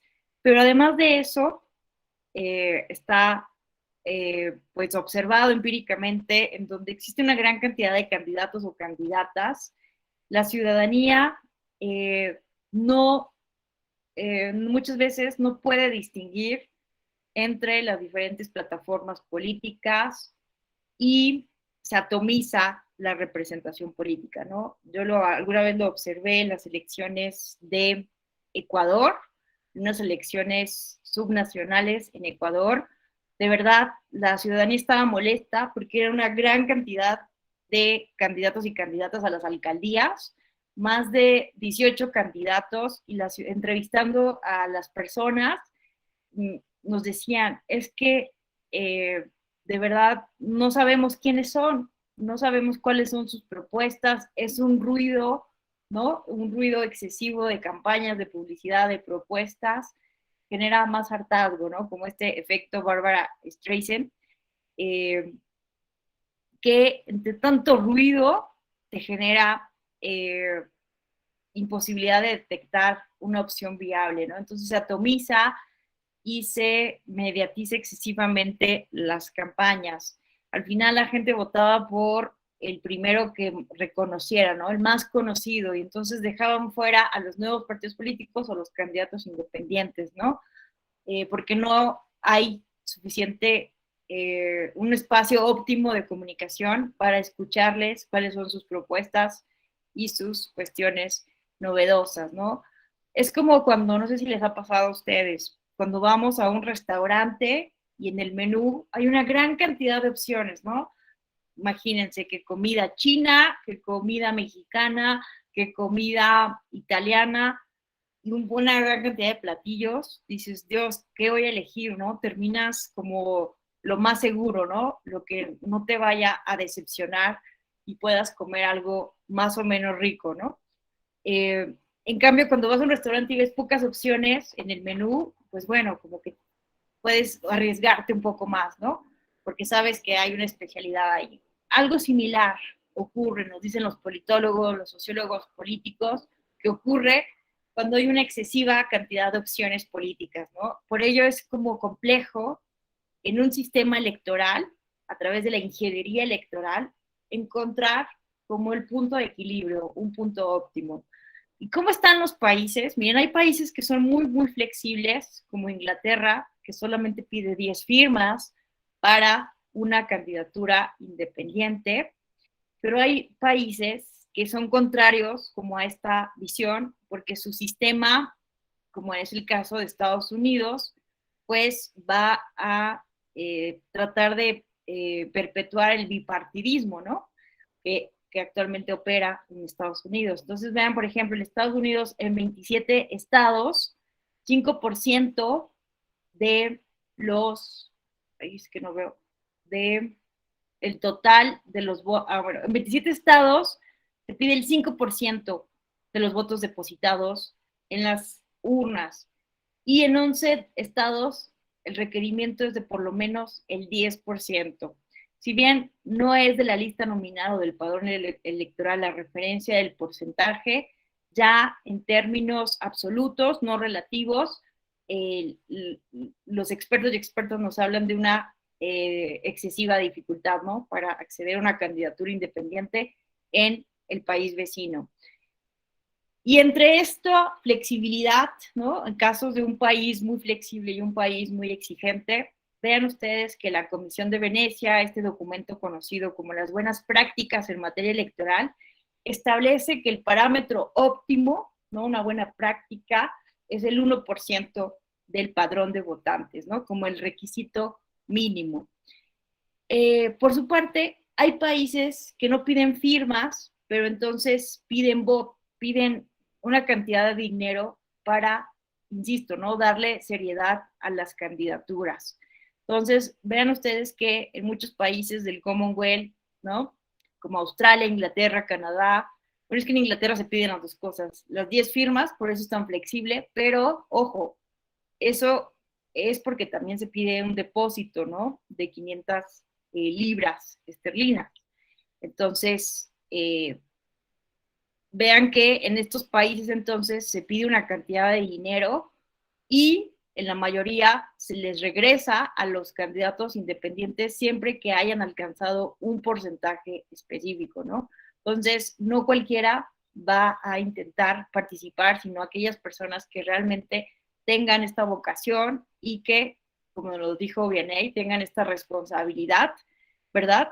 Pero bueno, la crítica a este modelo es que pues no todas las personas tienen este capital económico para participar, ¿no? Entonces, pues vamos a encontrar mucha literatura en donde vamos a encontrar ventajas y desventajas, pero lo cierto es que en todo momento nos estaremos preguntando de cuáles son los requisitos óptimos para no lograr, no estar en un extremo donde sea imposible participar, donde los partidos políticos pongan trabas a propósito para evitar la participación de la ciudadanía, o modelos donde cualquier persona pueda participar y entonces exista una atomización excesiva del concurso político, ¿no? ¿Qué nos ha dicho la Suprema Corte de Justicia de la Nación? Una vez que se aprobó la legislación federal, Movimiento Ciudadano y otros partidos políticos planteaban justo esto, ¿no? Que los requisitos eran excesivos, desproporcionados frente a los requisitos de los partidos políticos, ¿no? Principalmente las firmas y las prerrogativas relacionadas con la equidad en la contienda. También, no solamente los partidos políticos, sino la academia en general, podemos encontrar una gran cantidad de literatura, de artículos de opinión, de artículos académicos, en donde se critica estos requisitos porque se consideran excesivos. Yo, sobre todo, en mi opinión personal, particular, considero que el requisito de la dispersión territorial puede llegar a ser excesiva. ¿Por qué? esto lo retomo mucho de una reflexión que hacía Pamela San Martín, ex consejera del Instituto Nacional Electoral. Ella decía, a ver, ¿quién gana las elecciones el día de la jornada electoral? ¿No? Bueno, cuando se hace el cómputo de los votos, etc. ¿Quién gana las elecciones? Quien tenga el mayor número de votos, pensando en la presidencia de la República, que es mayoría relativa, ¿no? Simplemente quien tenga la mayoría de votos. No verificamos quien gana la elección presidencial tenga una representatividad territorial específica. Entonces, ¿por qué sí exigir que quien aspira a una candidatura independiente a nivel presidencial tenga esta dispersión territorial del apoyo ciudadano en al menos 17 entidades federativas y que en estas 17 entidades también se junte el 1% de la lista nominal de electores, ¿no? Entonces, este requisito pues parece completamente pues un poco desproporcionado pensando en la lógica de quienes al final del día ganan las elecciones, ¿no? Andrés Manuel López Obrador ganó en 2018 las elecciones sin importar que el mayor número de sus votos venga del sureste del país y que en el norte del país a lo mejor no hayan votado tanto por él. Si no tiene una representatividad tan fuerte en el norte, eso no nos importa porque al final del día ganó con una gran cantidad de diferencia de votos entre el primero y el segundo lugar, ¿no? Entonces, ¿por qué sí plantear este requisito en la candidatura independiente? Bueno, esa es una pregunta que podemos discutir y seguir analizando. Pero, en fin, ¿qué nos dijo la Suprema Corte de Justicia de la Nación en estas acciones de inconstitucionalidad? Básicamente nos dijo que los requisitos no eran exorbitantes o inéditos desde el punto de vista constitucional. Y nos dice algo también que es muy importante tener en cuenta para la discusión, que no es posible equiparar ambas figuras, no son figuras equiparables. La figura del partido político y las candidaturas independientes no son equiparables. El partido político, recordemos que es una entidad de interés público y esto está a nivel constitucional, está constitucionalizada la figura del partido político desde 1977, entonces son entidades de interés público y entonces buscan a la permanencia, tienen fines constitucionales importantísimos, ¿no? Para la democracia mexicana. En cambio, una candidatura independiente son figuras efímeras, temporales, no son entidades de interés público, no están reconocidos así y no buscan una continuidad o permanencia en el tiempo, sino que simplemente buscan ganar un cargo de elección popular y después pues ya después no, después de ejercer el cargo público, pues desaparece, ¿no? La figura de la candidatura independiente. Entonces no son figuras permanentes como buscan el partido político y no son entidades de interés público. Entonces, pues no podemos comparar, ¿no? Los requisitos o las exigencias que la seriedad que se le puede exigir a una candidatura independiente a un partido político. Pero ojo, esto no significa que no podamos medir el grado de equidad. Esto no significa que no podamos medir el grado de inequidad o equidad que exista, pero ojo, entre la candidatura individual de un partido político en el mismo cargo de elección popular y la candidatura independiente. Y esa es la manera en cómo se han resuelto una gran cantidad de sentencias y de casos, ¿no? Comparando entonces no al partido político como organismo, entidad de interés público y el candidato independiente, sino a la candidatura del partido político que va por la misma elección y el candidato o candidata independiente, ¿no? En fin, entonces la Suprema Corte dijo que los requisitos eran proporcionales, no eran exorbitantes o inéditos desde el punto de vista constitucional. Y bueno, a nivel federal se avaló el modelo, se avaló su constitucionalidad. En algunas entidades federativas, vean ustedes que ha habido de todo. Ha habido, al principio, vamos a ver que la mayoría de las entidades jugaron un poco con los porcentajes, algunos empezaron a declarar inconstitucionales y también vamos a encontrar, justo ahora que vamos a pasar a el tema de la línea jurisprudencial, para ir cerrando, vamos a ver algunos casos que son como relevantes o inéditos,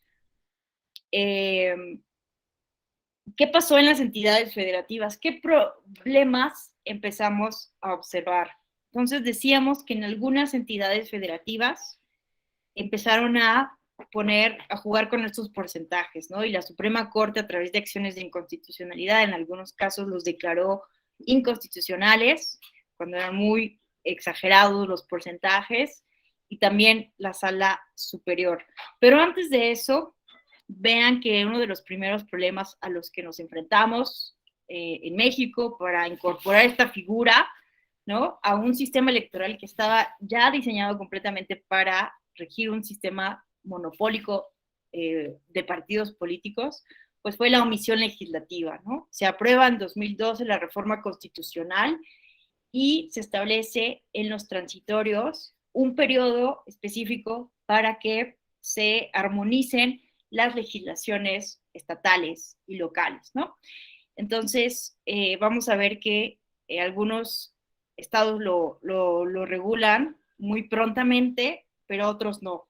Otros se hacen de la vista gorda, como dice el dicho, si me permiten la expresión, y no legislan. Entonces vienen los procesos electorales locales de 2013, 2014, y no habían emitido la legislación correspondiente. Entonces, muchos ciudadanos, algunos ciudadanos y ciudadanas, recurren ante las autoridades jurisdiccionales, electorales, argumentando omisión legislativa, y vean que esto llevó a la emisión de esta tesis de 2015, que dice así: candidaturas independientes. La omisión de su regulación violenta el derecho político electoral de ser votado.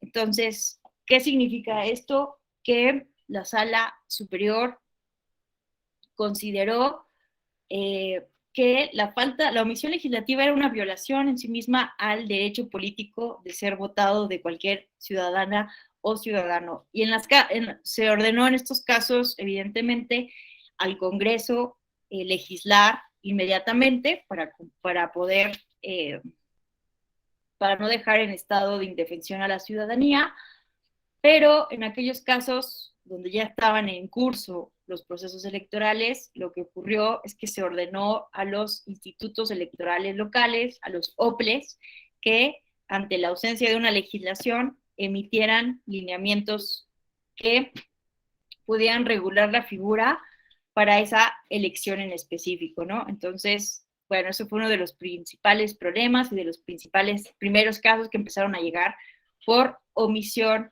legislativa. ¿Qué otra cuestión empezamos a observar? Esto de los requisitos inconstitucionales.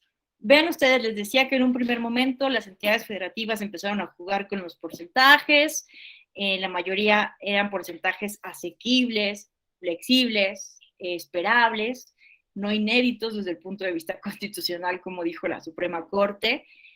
Pero vean ustedes que una vez en las elecciones locales de 2013, 2014 y 2015, en donde empezamos a ver éxito de candidatos y candidatas independientes, vino una contraola legislativa en el tema. Muchas entidades federativas empezaron a exacerbar sus requisitos porque les empezó a dar miedo a los partidos políticos que estaban llegando candidatos independientes. Entonces, encontramos en entidades federativas como Oaxaca, como en Puebla, por recordar algunas, empezaron a aumentar el porcentaje, a endurecer los requisitos, ¿no? Y justo esos casos llegaron a la Sala Superior, como fue el caso de Puebla, que vean ustedes que para una elección de ayuntamiento se exigía el 3% de firmas de la lista nominal. La Suprema Corte de Justicia de la Nación sobre, me parece que, sí, sobre el mismo caso de Puebla, la Suprema Corte no logró el voto de los 8 ministros que se exige para declarar inconstitucional un requisito, bueno, una norma, y entonces no pudo declarar inconstitucional el requisito del 3%, pero ojo, para la elección de gubernatura. Pero no se analizó el porcentaje desde el punto de vista del ayuntamiento, ¿no? Entonces, en este caso, en el SUBREC 82 de 2018, la Sala Superior considera que el 3% de firmas de la lista nominal es un requisito desproporcionado, excesivo, ¿no? Entonces, esta es la regla en general, ¿no? Que más allá del 3% se han considerado desproporcionales los requisitos de las firmas.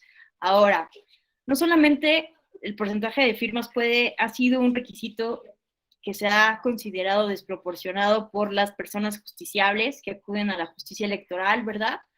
Vean ustedes que en otro caso de Puebla, en el sub-JDC 44 de 2018, aquí los ciudadanos estaban señalando que era excesivo también el plazo, 30 días para reunir las manifestaciones de apoyo ciudadano. Vean que este caso es muy interesante porque los ciudadanos presentan pruebas actuariales ante la Sala Superior. ¿Por qué pruebas actuariales? ¿No? De actuaría, de actuarios, matemáticas, ¿no? Entonces, mostraron pruebas de que reunir el 3% de apoyos ciudadanos del listado nominal para la candidatura a la gubernatura, lo cual era 132.552 firmas, a través de la aplicación del INE, que en promedio para usarla se usan 4 minutos por registro, no daba, ¿no? O sea, buscar estas 132.000 firmas en 30 días, cuando te tardas en promedio 4 minutos para el registro, pues hace que se vuelva imposible juntar las firmas en 30 días. Este asunto no logró la unanimidad, porque algunas personas, bueno, algunos magistrados, magistradas argumentaron que en caso de tener una gran cantidad de auxiliares, de personas que apoyan en este proceso de recabación de firmas, pues es posible, ¿no? Juntarlas en 30 días. Pero bueno, es que es imposible, ¿no? No sé qué opinen ustedes, pero es imposible saber si todos los candidatos o candidatas van a tener muchas personas apoyando en esta misión. Entonces, ante la incertidumbre, pues hay que recurrir a la norma, ¿verdad? A la interpretación que más beneficie a la persona. Y es por eso que se declaró este periodo de 30 días inconstitucional, en este caso de Puebla. ¿Qué otro caso? También la dispersión de firmas, este requisito que yo les decía que me parece un poco desproporcionado a nivel federal, pues también se ha declarado en términos generales inconstitucional por la Sala Superior, bueno, en general por el Tribunal Electoral y sus salas regionales, cuando, por ejemplo, se pide un requisito en las 2/3 partes de la entidad federativa, ¿no? Se ha considerado que es desproporcionado cuando se exige en 2/3 partes, ¿no? Entonces, en este caso, en el sub-JDC 1163 de 2017, además de cuestionar el requisito de la dispersión territorial y el 3%, vean que se cuestionaba el requisito establecido en la ley de para poder concursar a una candidatura independiente debías de renunciar con 1 año de anticipación al partido político. Entonces, bueno, y también se cuestionaba, ¿no? El 3% del listado nominal y estar integrada por electores de por lo menos las 2/3 partes de los municipios que componen la entidad. Entonces, ¿aquí qué se resolvió? El tribunal local consideró ineficaz el argumento del actor, puesto que este tópico ya había sido materia de estudio por la Suprema Corte al resolver las secciones de inconstitucionalidad 88 de 2015, pero insisto, ¿no? Fue cuando no se juntó la firma de los 8 ministros, y entonces aquí lo que dijo el tribunal local es que el 3% de firmas pasaba el test de proporcionalidad. Sin embargo, lo que dijo la Sala Superior es que estos requisitos de la dispersión y del 3% resultaban desproporcionales, y este es el caso que les mencionaba hace un rato. Se consideró razonable y proporcional que los militantes y los afiliados o equivalentes se separen de su partido político al menos un día antes de la presentación del escrito de manifestación de intención para ser registrado candidato independiente, ¿no? Entonces, esto es lo que les decía un poco al principio de la sesión, que es muy diferente, ¿no? Ser militante de la base de un partido político a ser el dirigente. Y entonces, a partir de este caso, se consideró, para al menos esta legislación del Estado de Puebla, que con que te separes un día de tu partido político, puedes aspirar a una candidatura independiente, ¿no? Vean cómo estos casos justo llegaron a partir de que los legisladores en Puebla exacerbaron los requisitos, endurecieron los requisitos para registrarte como candidato independiente. También esta sentencia fue muy comentada por la academia por los efectos jurídicos de esta sentencia. ¿Por qué? Porque se vincula al Instituto Electoral de Puebla para que procedieran en los mismos términos de inaplicación de estas normas, no solamente para el caso concreto, ¿no?, para quienes presentaron este JDC, sino para todas las personas que estuvieran en la misma situación jurídica. Es relevante porque, como ustedes saben, la facultad de control difuso de constitucionalidad del Tribunal Electoral aplica para el caso concreto, ¿no? Pero hay excepciones en donde, y esto está establecido en una jurisprudencia, en donde no solamente necesitas presentar tu JDC, sino que si estás en una situación jurídica similar, pues es posible, ¿no?, que esto ocurra para salvaguardar la equidad en la contienda, ¿no? Porque imagínense que una persona no presente un JDC y también sea militante de un partido político y haya renunciado hace 8 meses, ¿no?, y no cumple con un año, y a otras personas que presentaron el JDC si se les permite competir, pues se generaría evidentemente un escenario de inequidad en la contienda. Y bueno, ¿qué otras cuestiones para ya cerrar? Vamos a cerrar con el caso de simulaciones, ¿no? Vamos a cerrar con este caso del estado de Chiapas, que es el sub JDC 319-2018. ¿Qué pasó? Esto me lo contaron de viva voz consejeras electorales del OPLE en Chiapas, en una ocasión que tuve oportunidad de ir a capacitar en este tema, en el OPLE, y me contaron este caso, porque estaban muy contentos porque había sido confirmada por la Sala Superior la sanción que habían impuesto a un aspirante a candidato independiente que solicitaba la anulación de un procedimiento sancionador porque no había sido emplazado por las autoridades, no se le había garantizado el derecho de audiencia, porque se le sancionó por 36 cédulas de apoyos pertenecientes de personas fallecidas. En este municipio donde esta persona estaba aspirando a una candidatura independiente, estaba operando el régimen de excepción. Desafortunadamente, muchas personas ocupan el régimen de excepción para hacer fraude a la ley, y en este caso en particular se le había sancionado a la persona, entre otras razones, por presentar 36 cédulas de apoyos pertenecientes de personas fallecidas. Aquí no se le, efectivamente, bueno, lo que decía el ciudadano es que no se le había garantizado el derecho de audiencia, no había podido manifestar nada por estas 36 cédulas de personas fallecidas, argumentaba que las verificaciones aleatorias que había hecho el OPLE en Chiapas para verificar las manifestaciones de intención habían sido ilegales, que no estaban contempladas en el reglamento ni en los lineamientos de candidaturas independientes, y que se establecieron medidas no previstas en la ley, ¿no?, por ende, por parte del instituto local. ¿Qué dijo la Sala Superior cuando este caso llegó hasta la Sala Superior?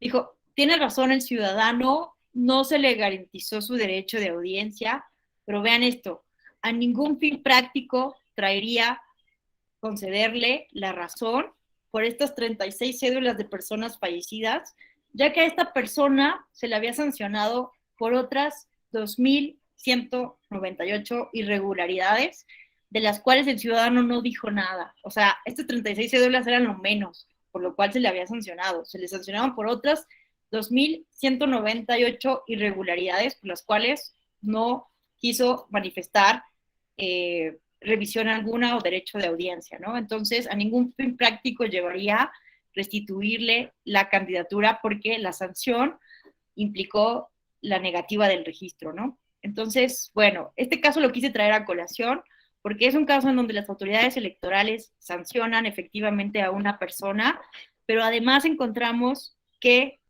desafortunadamente también se repiten las malas prácticas que vemos en los partidos políticos tradicionalmente.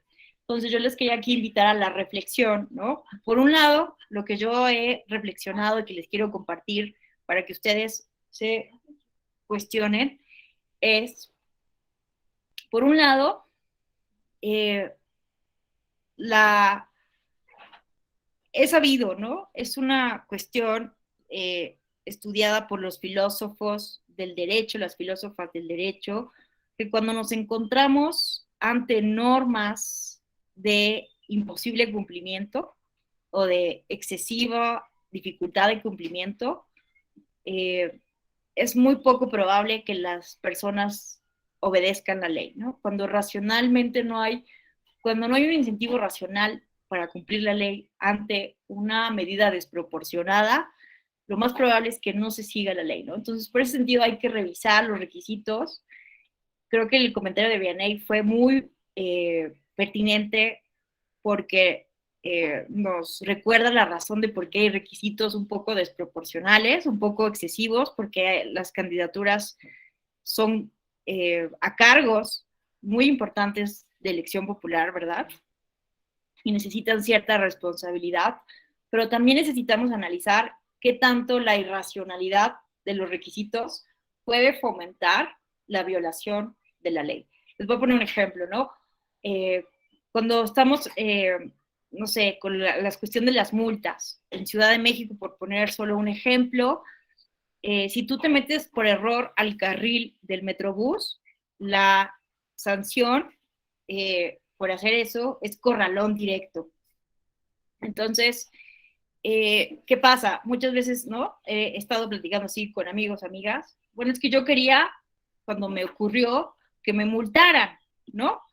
Bueno, múlteme, policía, ya me equivoqué, ok, múltenme. Y el policía, no, es que esto es corralón. Entonces, ante la excesiva sanción, pues la gente prefiere irse por el camino de la corrupción. No, espérese, yo le pago mejor una mordida, no me voy al corralón y vámonos, ¿no? Entonces, eso es un poco lo que podría estar ocurriendo con el tema de las candidaturas independientes. Esto lo dijo él de manera muy atinada, me parece, el consejero presidente de aquel entonces del Instituto Electoral del Estado de Chiapas. Hay ciudadanos o ciudadanas que tienen una intención honesta de participar y que ante la dificultad muchas veces se ven orillados a incumplir la ley. Esto no los justifica, obviamente, no podemos justificar la violación a la ley, pero necesitamos, como juristas, como expertos, expertas en derecho electoral, pensar qué tanto la ley está promoviendo estas conductas ilegales. Por otro lado, también está el tema, evidentemente, de la falta de la cultura de la legalidad, ¿no? Es una paradoja, parece contradictorio lo que les estoy diciendo, pero también tenemos que revisar la cultura ciudadana, la cultura ética, porque decidimos siempre actuar por el camino fácil, por el camino del fraude y no por el camino más ético, ¿no? Esto también es una cuestión a la cual le debemos de invertir dinero como le invertimos a otros temas de vigilancia. Y bueno, ya para no aburrirles con esta reflexión, vean ustedes, esto ya es el final, se los prometo. Vean, estas son las candidaturas, cómo se ha movido el registro de candidaturas independientes a diputaciones federales de 2015 a 2021. En azul, ustedes pueden ver las manifestaciones de intención presentadas en la primera ocasión que se pudo a nivel federal. Hubo un importante número de personas que manifestaron su intención, 122. Vean cuántas cumplieron el requisito, solo 57. ¿Cuáles al final del día cumplieron con el umbral? 22. ¿Y cuántas ganaron? Solo una. En 2018 vemos, ¿no?, que fueron elecciones federales coincidentes con la presidencial, 240 manifestaciones de intención. ¿Cuántos cumplieron requisitos? Los iniciales, 187. ¿Cuántos cumplieron con el umbral y los requisitos? Solo 40 de 240. ¿Y quiénes al final ganaron la elección? Cero. En 2021, la última elección federal que tuvimos, 61 manifestaciones de intención, 44 cumplieron los primeros requisitos para ser aspirantes, 6 desistimientos, 33 no cumplieron con el umbral, la mitad, solo 3 lograron el registro y ninguna candidatura independiente electa. Entonces, necesitamos, pues sí, revisar, ¿no? Entender que no podemos flexibilizar en automático y permitir que todas las personas sean candidatas y candidatos independientes, pero sí necesitamos, como lo dijo muy bien Vianey, con su experiencia en la Comisión de Prerrogativas y Partidos Políticos, revisar los requisitos, ¿no? Pero pues también recordar que es una cuestión de corresponsabilidad. No podemos dejar toda la responsabilidad en la ciudadanía, pero tampoco en las autoridades electorales, ¿no? Entonces, pues bueno, con esto cerraríamos este módulo de partidos políticos y candidaturas independientes. No sé si alguien quisiera, sé que ya estamos sobre el tiempo, pero yo me quedo aquí por si alguien quisiera manifestar su punto de vista o alguna reflexión final o alguna pregunta. Muchas gracias, Isabel, qué amable. Parece que no. Bueno, yo les agradezco enormemente su paciencia, su atención, sus participaciones y como ven, pues es un tema en el que debemos de seguir trabajando porque los partidos políticos y las candidaturas independientes aún no logran resolver, ¿no?, los problemas de la democracia representativa. Les deseo que tengan una excelente semana, que terminen con muchísimo éxito este diplomado en Derecho Electoral. Fue un gusto y hasta la próxima.